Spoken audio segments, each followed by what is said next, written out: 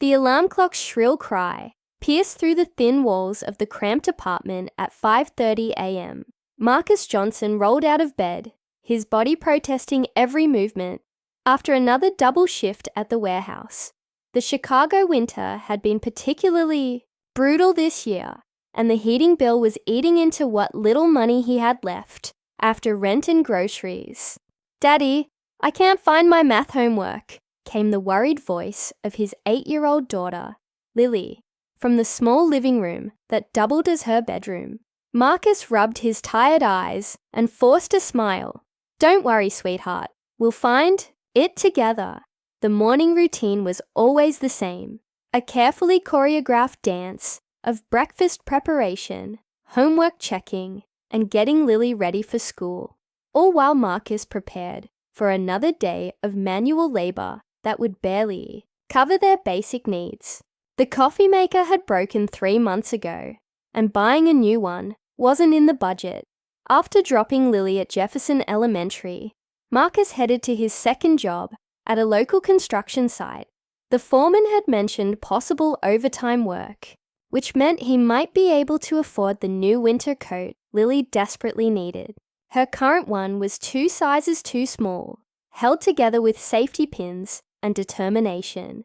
Around noon, Marcus took his lunch break at a small cafe called Corner Grounds, near the construction site.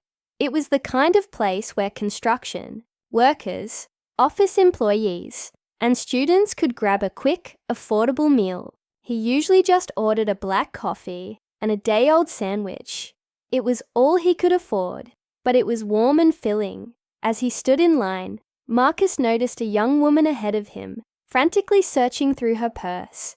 She was probably in her mid-20s, wearing simple jeans and a worn sweater that had seen better days. Her hair was pulled back in a messy ponytail, and she looked exhausted, the kind of bone-deep tiredness that Marcus recognized in his own reflection. "I'm so sorry," she said to the barista, her voice barely above a whisper. "I thought I had enough cash, but I'm short $2. Can I just get a small coffee instead?" The barista, a teenager who clearly didn't want to deal with the situation, rolled his eyes. "Look, lady, the price is the price. You want it or not?" Marcus watched as the woman's shoulders sagged in defeat. She reminded him of himself during those first few months after his wife Sarah had died in a car accident, leaving him to raise Lily alone. He remembered the countless times he'd stood in similar situations, counting and recounting the same crumpled bills, hoping they would somehow multiply. Without thinking, Marcus stepped forward. "Excuse me," he said, pulling out his wallet. "I'll cover the difference." The woman turned to look at him, her eyes wide with surprise. "Oh no, you don't have to do that. I'm fine, really. It's just $2. Marcus said gently, though those $2 represented nearly an hour of work for him. "We've all been there." The barista took Marcus's money and prepared the woman's order, a large coffee with an extra shot of espresso and a blueberry muffin. As she waited, the woman turned to Marcus with tears in her eyes. "Thank you," she said simply. "You have no idea what this means to me." Marcus nodded, ordering his usual black coffee. "Like I said, we've all been there. Rough day." The woman let out a bitter laugh. "Rough year, more like it. I'm Elena, by the way. Elena Martinez." "Marcus Johnson," he replied, shaking her offered hand. "And I get it. Single parent." Elena's expression shifted to something Marcus couldn't quite read. Something like that.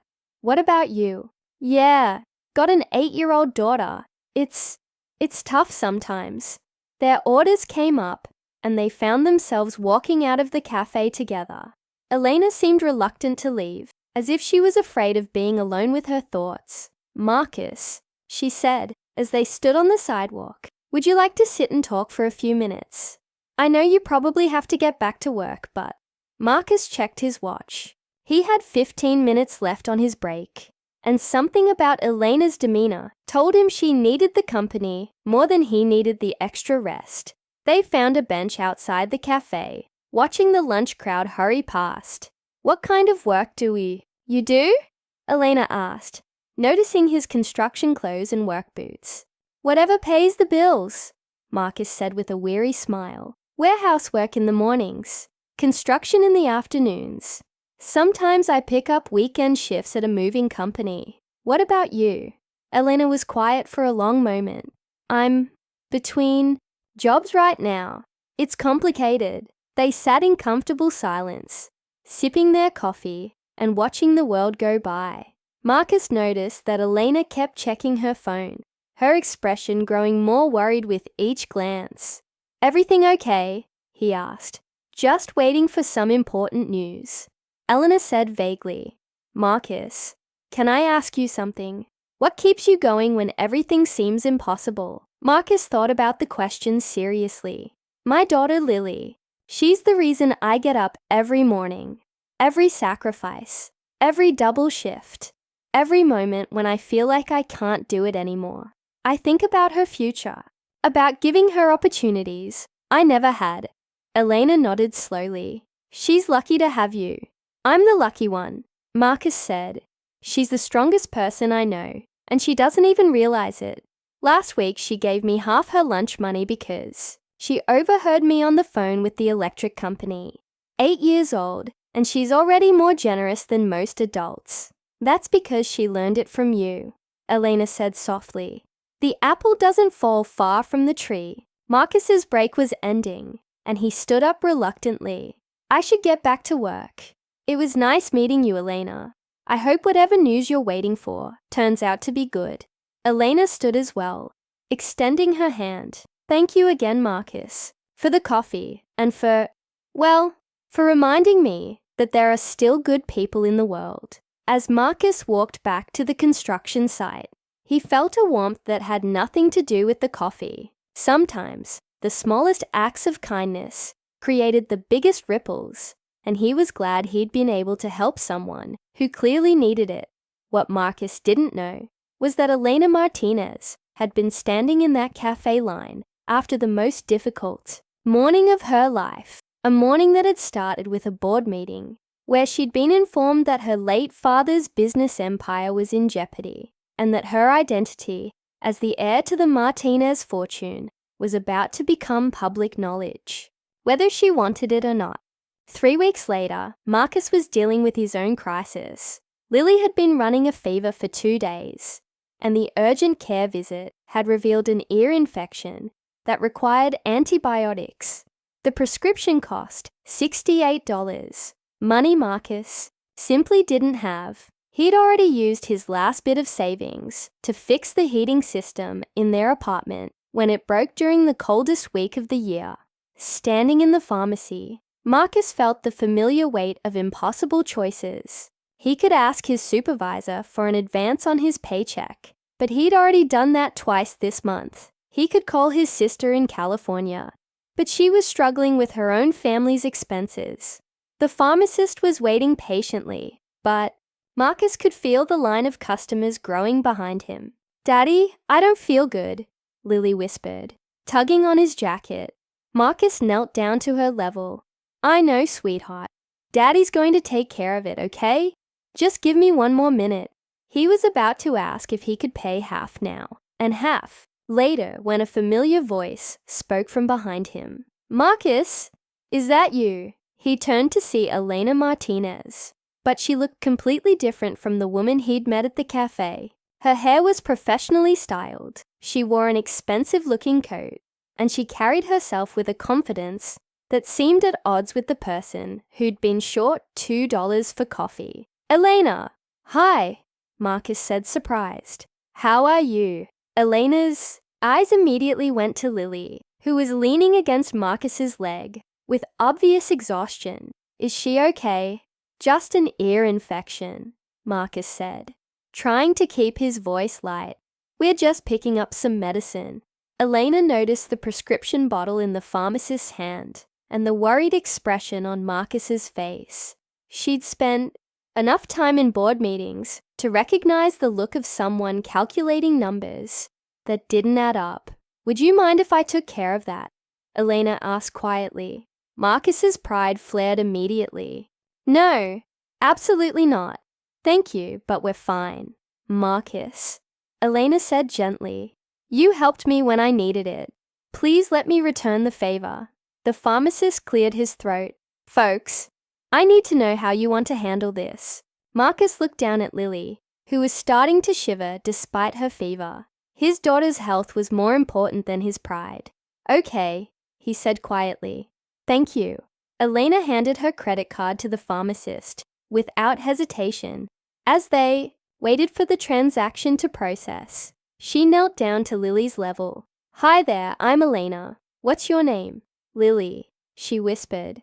That's a beautiful name. I bet you're named after the flower, right? Lily nodded, managing a small smile. You know, lilies are some of the strongest flowers in the world.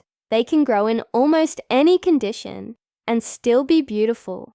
After getting the prescription, the three of them walked outside together. Marcus was struggling with a mixture of gratitude and embarrassment. Elena, I don't know how to thank you. I'll pay you back as soon as I can. Don't worry about it, Elena said, seriously. But Marcus, can I ask you something? Are you guys okay? I mean, really okay? Marcus hesitated. He'd spent so long trying to project strength and independence that admitting vulnerability felt like failure. But something about Elena's genuine concern made him honest. We're managing, he said. Some days are harder than others. But we're okay. Elena nodded thoughtfully. I know we just met, but would you be interested in some extra work? I have a friend who's looking for someone reliable to help with some maintenance and handyman work. It's flexible hours and it pays well. Marcus's eyes lit up. Are you serious? Completely. Here's the thing. She's very particular about who she works with. She values character over experience. Someone who would help a stranger with coffee. Money. That's exactly the kind of person she's looking for. Elena pulled out her phone. Can I get your number? I'll have her call you tomorrow. As they exchanged contact information, Lily tugged on Elena's coat. Thank you for helping my daddy. Elena's expression softened. You're very welcome, sweetheart. Your daddy is a very good man. After they parted ways, Marcus couldn't shake the feeling that there was more to Elena than met the eye. The way she'd paid for the prescription without hesitation, the expensive clothes, the confidence. It all seemed to contradict the woman who'd been short on coffee money just 3 weeks ago. That evening, as Lily's fever broke and she slept peacefully for the first time in days, Marcus found himself wondering about Elena Martinez.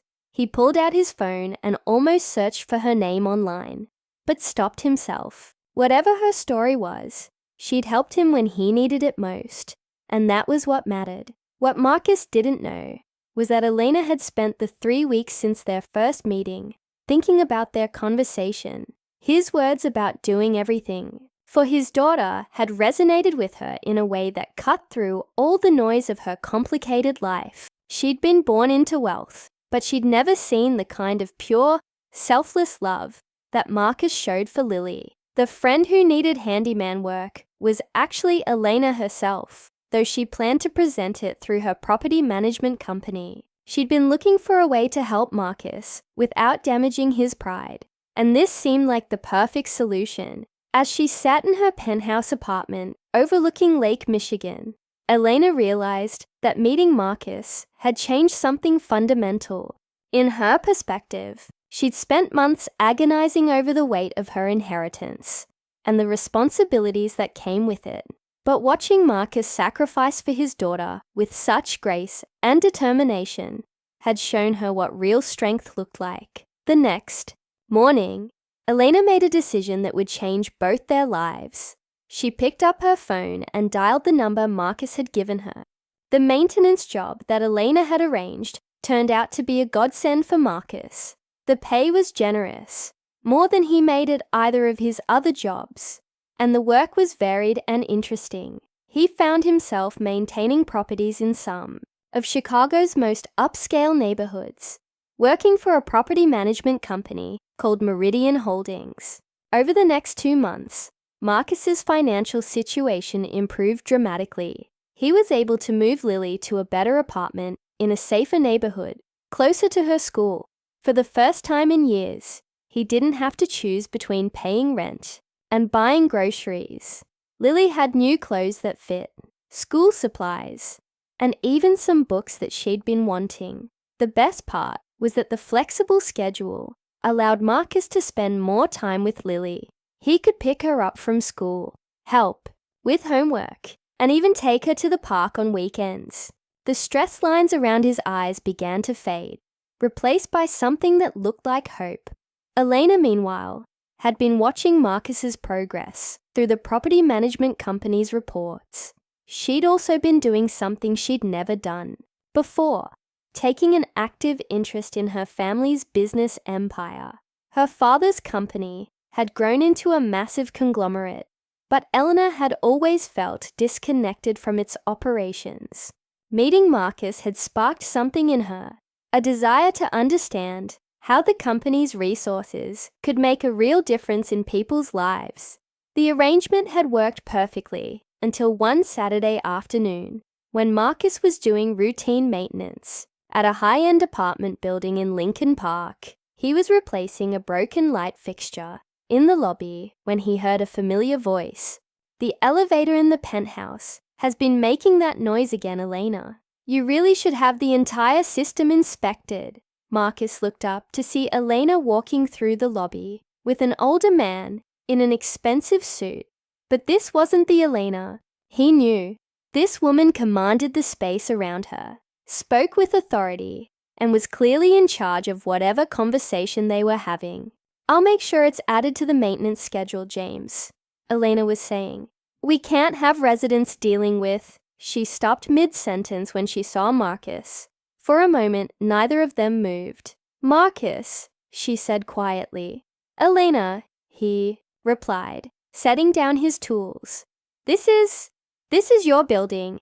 The man with Elena looked between them with confusion. "Elena, do you know this maintenance worker? James, could you give us a minute?" Elena asked, her voice tight with tension. After James left, Elena and Marcus stood in the empty lobby, the weight of unspoken truths hanging between them. "You own this building," Marcus said. It wasn't a question. "I own several buildings," Elena replied carefully. "Marcus, I can explain." "How many buildings?" Marcus interrupted. "How many properties does Meridian Holdings own?" Elena was quiet for a long moment. 43 residential properties, 12 commercial buildings, and various other investments. Marcus felt the world tilt slightly. "And you were short $2 for coffee. That's not... It's more complicated than that." "Is it?" Marcus's voice was rising. "Because from where I'm standing, it looks pretty simple. You're rich, really rich, and you've been lying to me for months." "I never lied to you," Elena said firmly. "I just didn't tell you everything. You let me believe you were struggling, like I was. You let me feel sorry for you. And then you created this fake job to give me charity." "It's not charity," Elena said desperately. "You're actually doing the work. You're earning every penny. But you created the position. You didn't have a friend who needed help. You made it up." Elena's shoulders sagged. "Yes, I made it up. But Marcus, you have to understand." "Understand what?" "That you felt sorry for the poor single dad. That this was some kind of social experiment?" "No," Elena said, her voice cracking. "It was never like that. That day at the cafe, I was having the worst day of my life. I just found out that my father's company was in trouble, that I was going to have to step up and take control of everything. I was terrified and alone, and I just wanted to feel normal for 5 minutes." Marcus stared at her.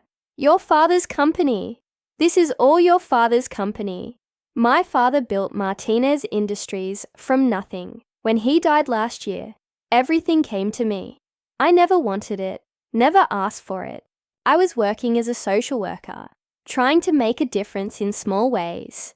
Suddenly, I'm responsible for thousands of employees, millions of dollars in investments, and I had no idea what I was doing. So you were slumming it, seeing how the other half lives. I was falling apart, Elena said, tears starting to fall. I was so overwhelmed that I couldn't eat, couldn't sleep. I'd been living on coffee and stress for weeks. That day at the cafe, I was literally at the end of my rope. I'd emptied my purse, looking for change, and when I couldn't afford a simple coffee, it felt like rock bottom. Marcus's anger was warring with confusion. But you had credit cards. You had access to money. I had frozen my own accounts, Elena admitted. I was so afraid of becoming someone I didn't recognize. Someone who threw money at problems, instead of understanding them. I wanted to know what it felt like to struggle, to appreciate the value of $1. And what did you learn? Elena looked at him directly. I learned that I was an idiot. Real struggle isn't some character-building exercise you can opt out of. You don't get to choose poverty for educational purposes when you have a safety net worth billions. What you're doing, raising Lily on your own, working multiple jobs, making impossible choices every day, that's not something you can understand by pretending. Marcus was quiet for a long moment. So why did you help me? Because when you paid for my coffee, you showed me something I'd never seen before. You gave me money that I know you couldn't afford to lose. You did it without thinking, without expecting anything in return. You showed me what generosity actually looks like, and the job. I wanted to help you the way you helped me, but I knew you'd never accept charity, so I had to find another way. I needed to give you something you could be proud of earning. Marcus sat down on one of the lobby chairs, his head in his hands. I don't know what to think about any of this. Elena sat down across from him. Marcus, I know I should have told you the truth from the beginning. I was selfish. I wanted to keep being the person I was when I was with you. When you talked about working for Lily's future, about making sacrifices for love, it reminded me what actually matters. You made me want to be worthy of the resources I'd inherited. What do you mean? I've spent the last 2 months completely restructuring my father's company. We've implemented programs for employee assistance, childcare, educational scholarships. We've partnered with local organizations to provide job training and placement services. I've been trying to figure out how to use what I have to help people, the way you helped me. Marcus looked up at her. You did all that because of one conversation. I did all that because you showed me what character looks like. You changed my entire perspective on what wealth should be used for. They sat in silence for several minutes, the weight of Elena's revelation settling between them. I understand if you can't forgive me, Elena said finally. I understand if you never want to see me again. But Marcus, I need you to know that meeting. You was the most important thing that's happened to me in years. You reminded me that being wealthy doesn't make you valuable. Being generous does. Marcus thought about the past 2 months, the reduced stress, the better apartment, Lily's improved health and happiness. The work had been real, the paycheck had been earned, and the impact on his family had been profound. Elena, he said slowly, I'm angry that you weren't honest with me. I'm confused about what this means. But I can't be angry about the help. Lily is thriving. We're both healthier and happier than we've been in years. So what happens now? Elena asked. Marcus stood up, gathering his tools. Now I finish this job. Then I go home and have dinner with my daughter. Tomorrow I'll figure out what comes next. Elena nodded, understanding that she needed to give him space to process everything. Marcus, she called, as he headed toward the elevator. That day at the cafe, when you paid for my coffee, you saved my life. I don't mean that dramatically. I mean literally. You showed me that I wasn't alone in the world, that there were still people who cared about strangers. You gave me hope when I had none left. Marcus paused at the elevator. Elena, I'm going to need some time to think about all this, but I want you to know, whatever happens next, I'm glad I bought you that coffee.